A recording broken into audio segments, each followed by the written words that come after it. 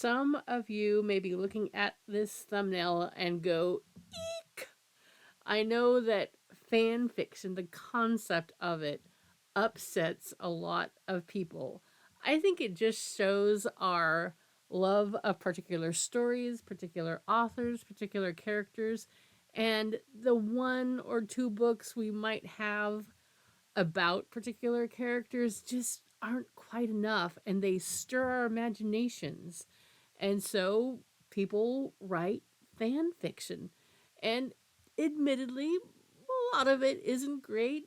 None of them rise to the bar of the original, like no Jane Austen fan fiction can equal the author. But that doesn't mean they can't be enjoyable. They can't be fun. That it's like taking out like your favorite toy and playing with it. In the hands of good writers, these can be a lot of fun. And so I went through looking at my the various Jane Austen fan fiction books that I've read over the years. I'll admit I haven't read them more lately. I read them more back in the mid 2010s. Actually, they kind of help bring me back to reading as an adult because I loved to read as a kid, but then school happens, work happens, responsibilities, all that adulting thing that keeps us from enjoying favorite pastimes like reading. But in the mid 2010s, I was in nursing school. And for those of you who have never been through that, it's how do you even describe it? It's stressful. It's incredibly stressful. So I think it was my first year.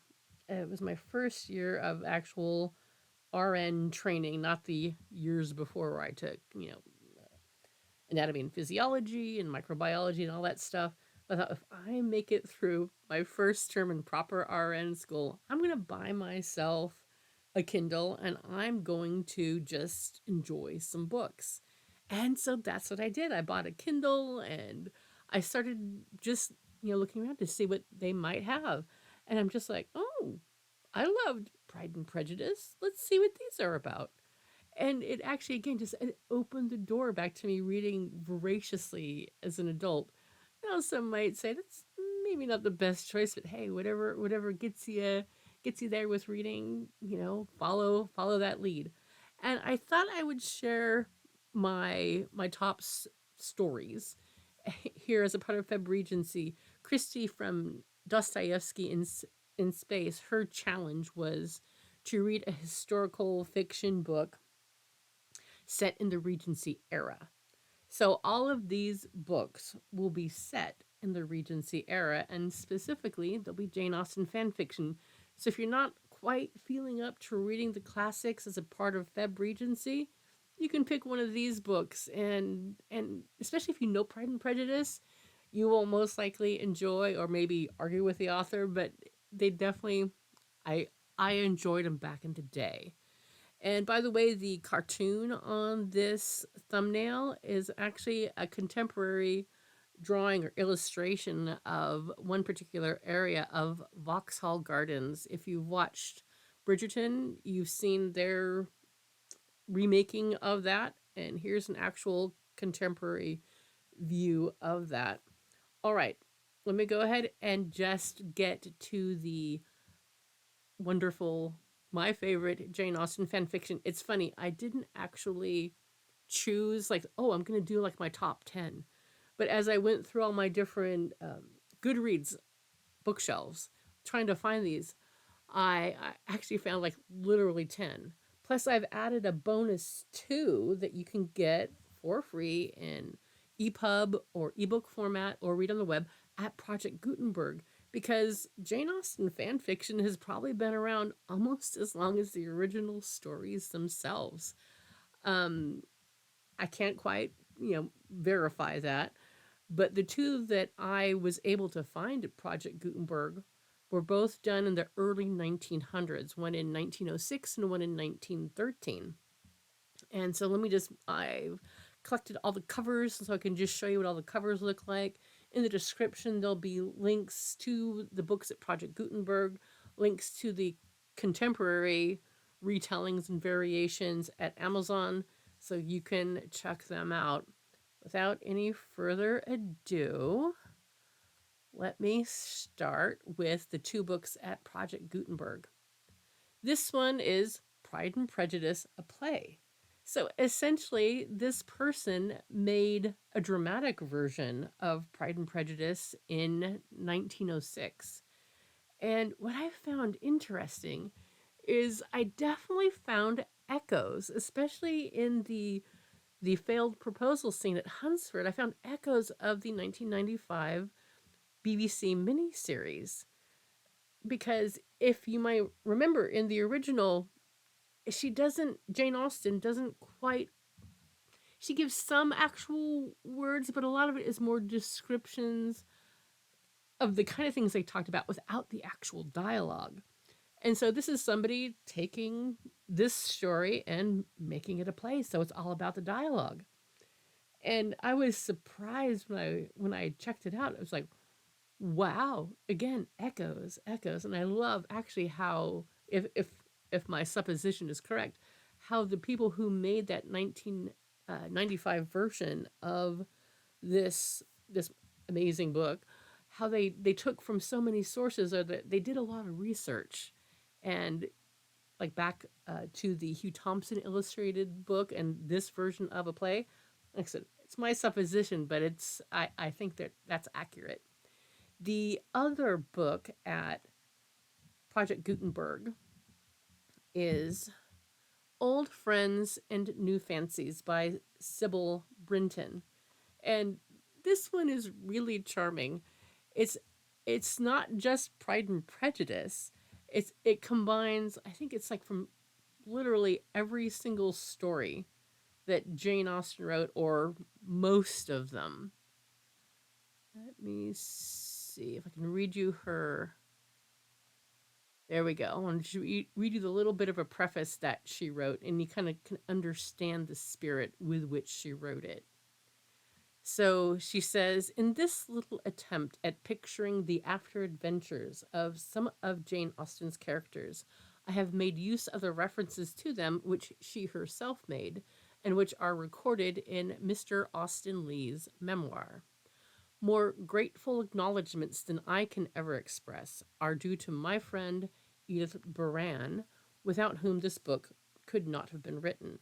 The difficulties, as well as the presumption of such an undertaking, are alike evident, but the fascination of the subject must be our apology to those who, like ourselves, and this is in quotes, owe to Jane Austen of the happiest hours of their lives.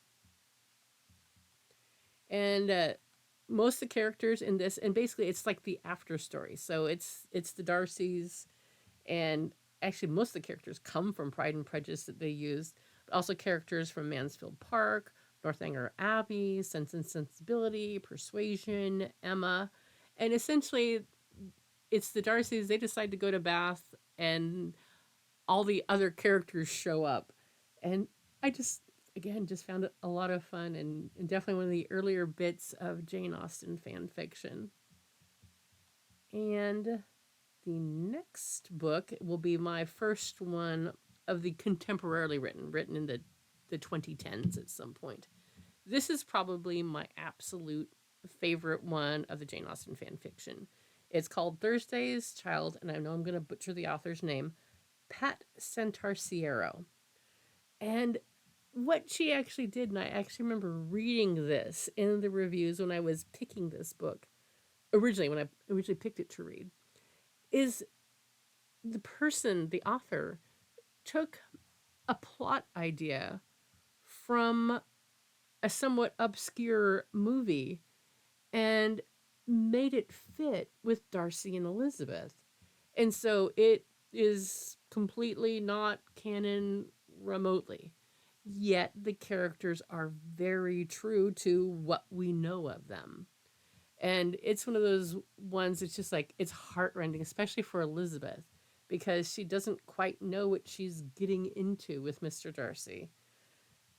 It's complex, but it's wonderful. And it's one of those, it's a longer book, but there's like no lags. It just goes from point to point to point. It flows smoothly. I absolutely adore this book. Definitely recommend checking out the reviews and reading a little bit about it, like the book blurb at Amazon, because it may not be to your taste if you truly love the Darcy and Elizabeth story, because they both have these heartbreaking moments, and you can't help but feel, especially for Elizabeth. She suffers. I wouldn't call it super high angst, but everything is completely understandable and believable. All right, another one, and this is another very different one. I think the cover's a little unfortunate, but the story is amazing. The Journey by Jan Hahn. And this is another one that takes our our dear couple and just exposes them to a bunch of different things that never ever ever happened in canon. But the author is very true to their characters, and it's amazingly done. And it's one of those that has a great victory lap. That's what I like to call epilogues. Has a great victory lap where we see them much much later, and even with one of their sons, and we find out even more about their story that just adds to it. But the premise is essentially Darcy and Elizabeth are mistakenly abducted after the Netherfield ball, something like that, something along those lines. And it takes a bit to figure out how this happened. It was a misunderstanding, but they're thrown into this situation where, they're not really getting along. They don't really understand each other. He's having feelings, all these different things, but you should say, if you know canon, they're not in a good place. So what happens on this journey is them really getting to know each other in this very forced proximity thing. Back in the day when this book was written, forced proximity was not as huge of a trope, especially in historical romance, but it does well here. And what's nice is that the guy who's kind of like the villain, the guy who kidnapped them, he's not a pure villain. He has shades to his character. And so that makes it very interesting to watch what becomes the dynamic of the three of them. And every romance has to have that dark moment when you think nothing can ever work between them. And what Darcy does to create this moment is just like, wow. I remember when I read it for the first time, it blew me away. And I won't give it away, but this book is definitely worth reading if you want to try, again, a really different kind of Pride and Prejudice fan fiction variation. This is one of the first books I read, and I found it so much fun. It literally had me laughing out loud from the almost the very beginning. It's called Haunting Mr. Darcy, and this is what the current cover looks like. Back in the day when I actually got it, it looked like this. And basically, the story, you don't even quite know what has caused this circumstance. You don't know, is this like a paranormal thing? It's all kind of fuzzy at the beginning. But essentially, Elizabeth, her spirit, her essence, is tethered to Mr. Darcy at, I believe it's Pemberley. It's been so long since I've read it. Is tethered to him, but she's not corporeal. Somehow, again, it's been a while since I read it. They see each other, they sense each other, and just to watch their interactions when they're like tethered together, and when she's not in corporeal form, and we slowly start to understand what caused this. And while the first part of the book is at times just like literally laugh out loud funny, as Lizzie is in this disembodied version of herself, but at the end we find it's actually quite tricky, and it becomes actually poignant. I mean, just so well written, so well done. And if you don't mind like a paranormal or an otherworldly twist to your Jane Austen fan fiction, it's such a fun and then heartwarming read. It's just so good. And this author was when I read several of her books back in the day. And another one of hers that's fantastic, but I didn't want to include like two by any one author in this, is called Bluebells in the Morning. And that one is like a what if book. If you might remember, Mrs. Bennet says something along the lines when Jane goes to Netherfield and they find out that she's got a cold. Mrs. Bennet says something rather callous, like, well, nobody ever dies of a cold, or something along those lines. But this author chose the what if of what if Jane did die at Netherfield from that cold. And so that's what the morning is about. And it was just so, again, one of those really super, super touching books. The author wove in all sorts of details. That's why the bluebells is in there. And the bluebells become to signify something further on in the book as well. Just, again, fantastic. I really enjoyed the books of hers that I read. Carolyn McCrory. All right, next one. LL Diamond's An Unwavering Trust. And it's funny, when I went to go get these covers so I could show you guys what these books look like, I was like, I don't I don't remember a woman. And so I went to Goodreads and I was like, oh, yeah, that's the cover I remember. So if you go to Amazon now to check out this book, it'll look like this. But when I saw it, look like that. Not that that matters. But what this one is, again, a really interesting twist on things. This is a marriage of convenience trope, and it's set up really interestingly. So, senior Mr. Darcy, Fitzwilliam's father, is actually still alive and a bit of a difficult character. And Darcy just happens to be going through Meryton when he happens to overhear in a bar, in a tavern, alehouse, whatever you want to call it, overhear a discussion with Lizzie's uncle and another nefarious person. Because, yeah, Mr. Gardner in this book is not a good guy. We're used to seeing them as being a guy. Or was it Mr. Phillips? Again, it's been a while since I've read these books. One of her uncles is basically planning dastardly things for Elizabeth after Mr. Bennet dies, and the girls and Mrs. Bennet are just, yeah. So Darcy overhears this and he gets this idea, and so is it essentially to get them both out of the pickle they're in, him with his dad and Lizzie with one of her uncles. They decide on a marriage of convenience. But of course, this is Pride and Prejudice. This is Darcy and Elizabeth. It's not going to be a marriage of convenience for long. And just the way that they got to know each other and how they developed a trust was just a wonderful read. Just a lot of delightful little moments in this one.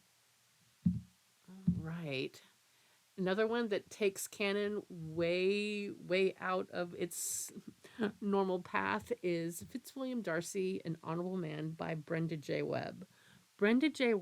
Webb has written a fair amount of Jane Austen fan fiction, and it's usually quite imaginative. This particular one I really liked because it had an element of suspense and a little bit of gothic, just all these different little elements that just really added something to it. And this actually takes place, I believe it's 2 years after the original story. And so after she refuses him, he decides to just go off and lick his wounds, and he's out of commission. I can't remember where he goes. He goes some other place, and he just is gone for 2 years. He comes back, and my goodness, how much the world has changed. And he thinks it's one way, it turns out to be another. He believes that he's heard Elizabeth is actually dead, but luckily, of course, it wouldn't be much of a P&P story. She is not dead. She's actually being hidden by Jane and Bingley because of things that have happened to her. They're protecting her. And so he gets involved in this story and, of course, wants to protect her. And again, just super touching. Lots. This feels like almost more like in parts. It's a romantic suspense. It's a bit of action adventure. The final culmination with the bad guy, really well written. And this one has one of the better epilogues because I'm an epilogue girl. Give me that victory lap. If we've made our couples struggle throughout the book, let's give them a victory lap. And the victory lap is just so cute. It's them renewing their vows, and their young son is just toddling around in the yard, and it's just fun, just a lot of fun. Definitely check out her other books too if this one interests you, because she has some really interesting variations. And this one, A Remedy Against Sin by Christina Moreland. I remember when this book came out, this was actually this author's debut book, and I was literally blown away by it. A Remedy Against Sin, if you're familiar, I believe it's the Book of Common Prayer for Protestants, for English Protestants, what was the word? Anglicans. That's part of the old school marriage vows, that marriage was a remedy against sin. And so this basically, the first chapter starts with a little sinning. And the author is really clever at how she teases out how exactly Darcy and Elizabeth were essentially forced to marry because of a compromise. And we see bits and pieces of the compromise. It's not all done all at once. And it actually starts with their wedding night. And it's again, I can't express. It's just so well done. You can really see their chemistry. You can see their awkwardness. You can see how they're very compatible in the bedroom, but like pretty much not compatible anywhere else when the book starts. It's just so funny. I mean, even like almost like literally right after the consummation, they're having issues, communication, miscommunication, misunderstandings, and the humor is I think what I enjoyed the most in this book. I mean, all throughout the book, there's just these humorous moments, both with Darcy and Elizabeth and other characters. It's just a lot of fun, and plus it's got that little bit of the serious side, but it's the humor. She's certainly I wouldn't she's not Austen-esque in her wittiness, but it is clever and just some of the funny things the characters say, the funny things the characters do. Even though I haven't read it again in a long time, just thinking about it, it just makes me smile. It was a really well done variation. And this one, go talk about going from one extreme to the other. This one book is called Consequences by C.P. Odom. And it's actually two books within one. And it takes the idea. The first book is the one that's like, oh my goodness, it's so heavy. It's so sad. But again, I had read the reviews before I read it the first time, so I was like, okay, I just want to see what this is. And I started reading the book one because that's the big sad one. That's where the big consequences happen. But I got to a certain point. I was like, I just need to bust into book two because I want to see the happy. Because basically the author took the idea of like, okay, so if everything could go wrong for Elizabeth and Darcy, what would it be? So everything was logical, everything made sense. Step followed from step. Characters remained within character no matter what the consequences were. But yeah, every twist of the plot in the first book is literally it's like, okay, so what makes logical sense to be next? And let's put the worst possible way that this could happen. And that's what that is. But it's moving, it's sad, it's incredibly written. But thank goodness, talk about the victory lap. The book two is the victory lap, and wow. And these two images in this cover give you an idea of the two different books that are within it. So on your right, you have Elizabeth as the happy young Mrs. Darcy. And then on the other side, you have her when she's not in book one.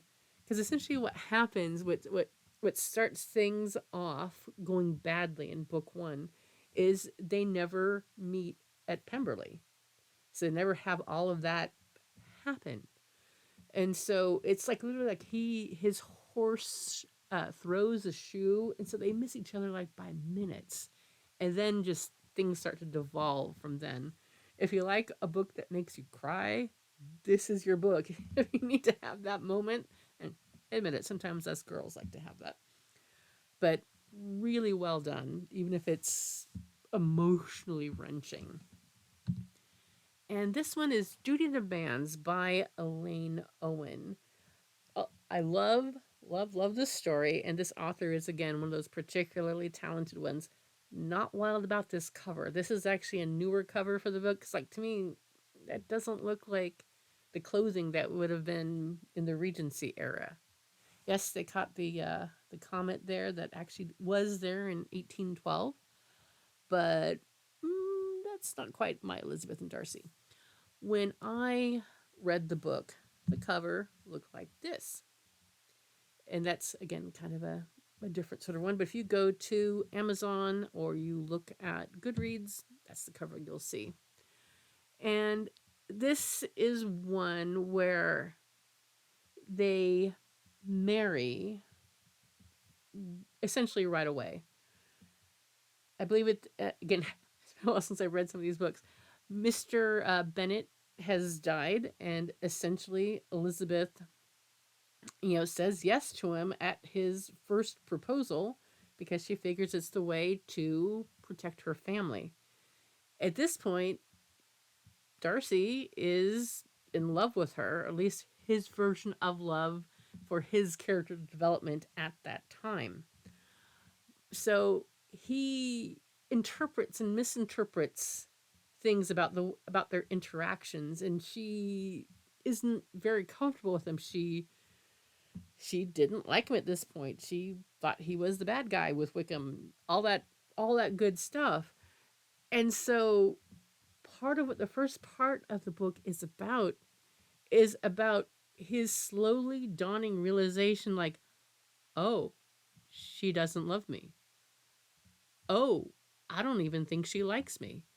And there's this one scene, it's just so I can again it's been a while since I've read this book, but I remember this scene of them like out on the balcony at Pemberley, and they're looking at stuff and looking at the comet, and they're talking about things, and it's just very clear, like she's saying like you should share this XYZ, with like Georgiana or somebody that you love and care about. That they would love to know your impressions, your this or that.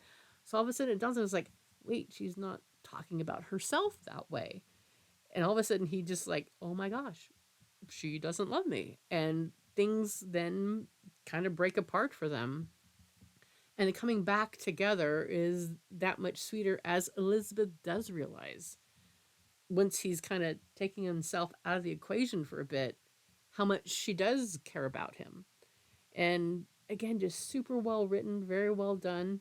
And you definitely see the characters that we know in canon for the part of the story that this book takes off from make complete sense. And the author has really teased out ideas of their characters to say, again, it's a what if. What if this happened at this point? And exceptionally well done. And the Jane Austen fan fiction and Pride and Prejudice fan fiction isn't always just about Elizabeth and Darcy. Sometimes our beloved secondary characters get a book where they star. So this book is called Hope for Fitzwilliam. So this is for, of course, as you might be able to tell by his outfit, this is for Colonel Fitzwilliam. And this is actually, I think it's book 2 of the Hope For series by Gina Ellsworth. And the first book is Hope for Darcy, which actually is pretty good. But of the 3 books, this one was my favorite. And this is the second one, Hope for Fitzwilliam. And the third one is Hope for Georgiana, which is also good. The entire series is good, but this is my favorite. And I'm a sucker for the wounded warrior trope, and this is that story. Colonel Fitzwilliam is back from the Napoleonic Wars, and he is suffering in body and soul. And he finds another person who has suffered. And this book could be triggering for you for a variety of reasons. Like if there's a wounded warrior that you know and love, if you yourself have been a victim of domestic abuse, because the woman who is his lady love in this book is Collins, not Elizabeth, of course. It's Charlotte Lucas Collins, and Mr. Collins is out of the picture, but he has done a terrible number, had done, and I believe is continuing to do a number on his poor wife, even from the grave. If I'm remembering this one correctly, and hopefully not conflating it with another one of my another one of my P&P variations that involve Charlotte Lucas Collins. It's just so well done. The author takes infinite care to be respectful and sensitive to what are very sensitive topics. You can't help but root for both Colonel Fitzwilliam and Charlotte to get past their hurts, to get past the physical and emotional pains that they have suffered and continue to suffer. It's just, it's well done. And if you love a good Colonel Fitzwilliam story, this is a good Colonel Fitzwilliam story. I think I've got one more. I had a hard time choosing a book for J. Don King. I just absolutely adore all of her Pride and Prejudice variations. She has kind of a wacky sense of humor, and I chose this particular book because I thought this is a book that truly showed her wacky sense of humor. It's called The Abominable Mr. Darcy, and that's actually a phrase that Elizabeth at times thinks in her head. Elizabeth is very imaginative in this book, and so she like calls him different names in her head. So at one point, this is what he is. And this story is just funny because it's just, I don't know, it's hard to explain. It's just, okay, it's just fun. I'll just put it like that. I've read some reviews that are more current that some people just don't like the sense of humor, and it does stick pretty close to canon, so it's not a super variation because like some of the other ones I described earlier are massive variations. This one not so much, but it just gives it a super humorous spin, a look inside of Lizzie's head that we haven't quite seen before. Another book of J. Don King's that I absolutely love, and I'm not sure the title of it. It might even be just called Mr. Darcy's Mail Order Bride. And it's actually a Pride and Prejudice variation that doesn't take place in Regency. Instead, it takes place in post Civil War America. I think it's post Civil War, where essentially Lizzie is his mail order bride. She comes out to Oregon, and where he owns like a big old ranch. And again, the humor in that book is so much fun. I actually back in the day, I corresponded behind the scenes with this author, and she was just so nice, and she actually lived in Oregon at that time. And I'm an Oregonian myself, so we were talking Oregon. And so when she had that mail order bride book, she actually sent me a copy of it. Bless her heart. And I just found it so much fun. The bits of it are so funny because essentially Mr. Darcy gets injured right away. So she shows up, mail order bride, I think to get married right off, right off the boat, so to speak. Though I can't remember how it is she got there. Was it train? Probably was train. And he gets injured, and so she has to take care of him.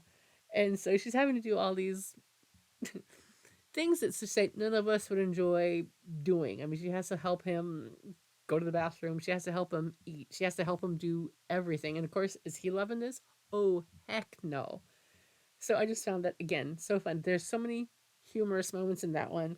There's one surprisingly, I'll use this word, juicy scene where she helps him eat a peach that is surprisingly steamy and just a lot of fun. All right, that wraps up my look at my favorite Jane Austen fan fiction. And I hope you enjoyed it. I hope you're tempted to go check at least some of these books out. If you have a feeling that you don't like the idea of fan fiction, give one of these a spin if it feels remotely interesting to you. I found them all so much fun, and these are my absolute favorite out of, goodness, I can't even tell you how many of these I read back in the 2010s. So much fun. So if you want to participate, with any of the other challenges that we have going this month of Feb Regency 2024. I have links to all the people who are the hosts of it and their specific challenges, and links to all these books at Amazon. I hope you check them out, and I hope you enjoyed this video. It's been fun going down memory lane with these books.